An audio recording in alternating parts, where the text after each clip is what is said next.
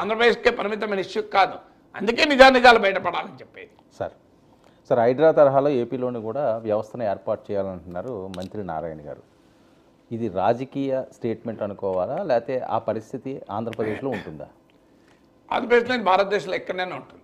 ఎందుకు తెలంగాణలోనే చెరువులు లేవు, తెలంగాణలోనే కబ్జాదారులు ఉండరు, తెలంగాణలోనే అవినీతితో కూడుకున్న అధికార యంత్రాంగం ఉండదు, తెలంగాణలోనే గ్రీడీ బిల్డర్లు ఉండరు, తెలంగాణలోనే ఆక్రమణ చేసేటువంటి పెద్ద మనుషులు ఉండరు.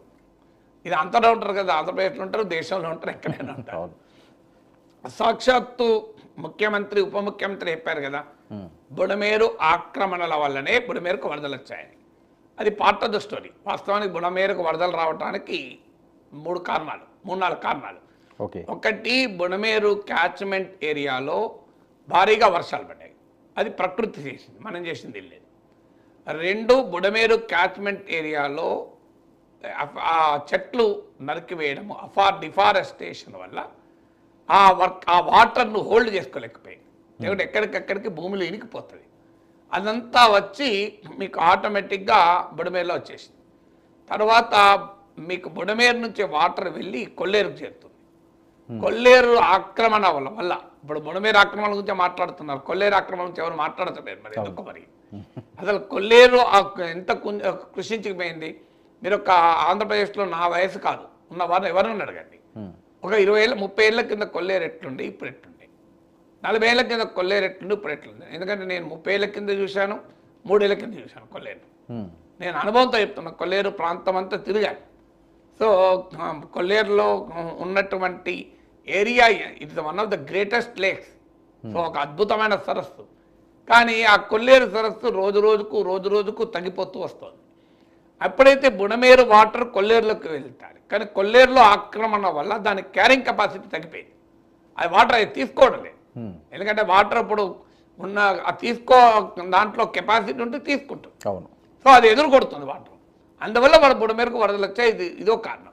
డెఫినెట్గా 3వ కారణం, ఉప ముఖ్యమంత్రి చెప్పినట్లు బుడమేరులో ఆక్రమణలు కూడా ఉన్నాయి. సో ఆ ఆక్రమణలో వైసీపీ వాళ్ళు ఆక్రమించారని టీడీపీ వాళ్ళు అంటున్నారు. వైసీపీ వాళ్ళు అయితే ఎవడైతే ఆక్రమణకు పార్టీ కలర్ ఉంటుందా అని, ఏ పార్టీ వాడైనా ఆక్రమించవచ్చు, ఏ పార్టీ వాడైనా ఏ పార్టీలో చేరవచ్చు. దీన్ని పొలిటికల్ యాంగిల్లో కాకుండా ఆక్రమణలుగా చూడండి. వైసీపీ వాళ్ళు ఆక్రమిస్తే తీసేస్తారు, టీడీపీ వాళ్ళు ఆక్రమిస్తే ఊరుకుంటారా? సో ఈ ఆక్రమించిన వైసీపీ వాళ్ళు మీరు మళ్ళీ స్వాధీనం చేసుకుంటే టీడీపీలకే వస్తారు వాళ్ళు. ఎందుకంటే వాళ్ళు జగన్ తిడుతూ అప్పుడు వచ్చేస్తారు ఆటోమేటిక్గా. మనకు తెలియదు ఇదంతా. సో అందువల్ల ఆక్యుపేషన్, ఆక్రమించడం అనేది క్రైమ్కు పాలిటిక్స్తో సంబంధం లేదు. You act upon it.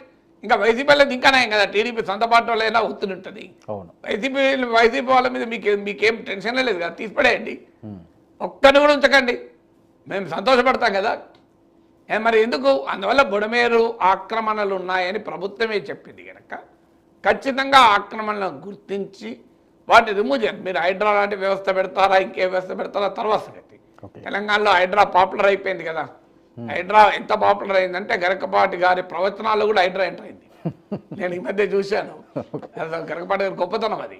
ఆయన చాలా అద్భుతంగా చెప్పాడు హైడ్రా గురించి. ఒక అతను భూమి కొనుక్కుందామని అనుకుంటాడు, ఒక చోట ఒక వెంచర్లో విల్లా కొనుక్కుందాం అనుకుంటాడు, కానీ ఎందుకో కొనడు. ఆ విల్లా రేటు విపరీతంగా పెరుగుతుంది. ఇక బాధపడుతుంటాడు, రోజు కూర్చొని కొంటే బాగుండు, ఇంత పని అయింది, ఇంకో వాడు కొన్నాడు ఇంత లాభం పొందాడు, వీడు కొన్నాడు అంత లాభం పొంది, 2 కోట్ల విల్లా 8 కోట్లు అయింది, అబ్బా ఎంత నష్టమైంది అని బాధపడుతుంటాడట. సడన్గా ఈ లోపల హైడ్రా వాళ్ళు వచ్చి కూల్చేస్తారట. కూల్చేసే వరకు అబ్బా భగవంతుడు అందుకే నాతో కొనిపించలేదు, భగవంతుడు ఏ పని చేసినా మన మంచి కొరకే చేస్తాడు, భగవంతుని దయ. కొన్ని ఉంటే అన్యాయం అయ్యేవాడిని కదా, కొన్ని ఉంటే 2 కోట్లు కూడా పోయేవి కదా. సో అందువల్ల భగవంతుడు ఎంత గొప్పవాడు అనుకుంటాడట.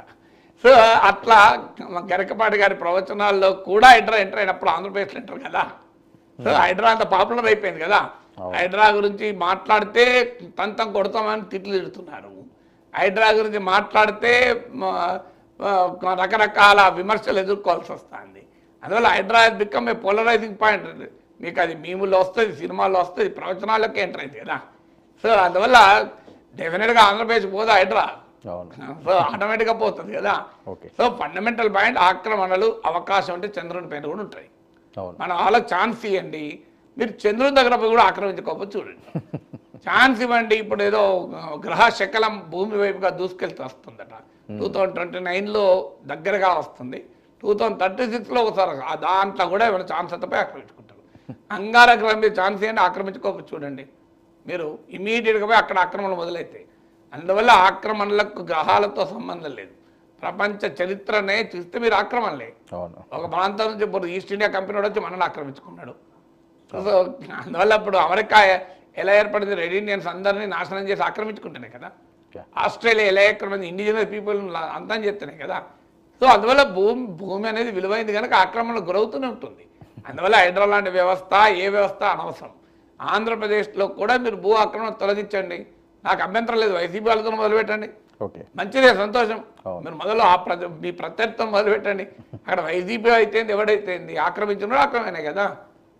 మొదలు వాళ్ళతో మొదలుపెట్టండి, మీ ప్రత్యర్థులే కదా, ఇంకా హాయిగా ఉంటుంది కదా. మొత్తం వైసీపీ వాళ్ళు తొలగించండి, ఆటోమేటిక్గా టీడీపీ వాళ్ళు ఎవరైనా ఉంటే తొలగించాల్సి వస్తుంది, రాకుండా ఉండదు కదా. వైసీపీ వాళ్ళు తొలగించాలి, విమర్శించడం మంచిది. మా వాళ్ళని అంటున్నారన్నా మేము మీకు సపోర్ట్ చేస్తాం. ఒకవేళ జగన్ అడ్డుపడి ఒక్క మా వాళ్ళే ఆక్రమించారా, మా వాళ్ళనే టార్గెట్ చేస్తున్నారు అన్నా మంచిదే. ఓ ఏడాది 2 ఏళ్ళు వైసీపీ వాళ్ళనే మొత్తం తీసేయండి, తర్వాత ఇంకేమైనా ఉంటే మిగతా వాటిలో తీసేయక తప్పదు. అప్పుడు ఆ పని చేయండి.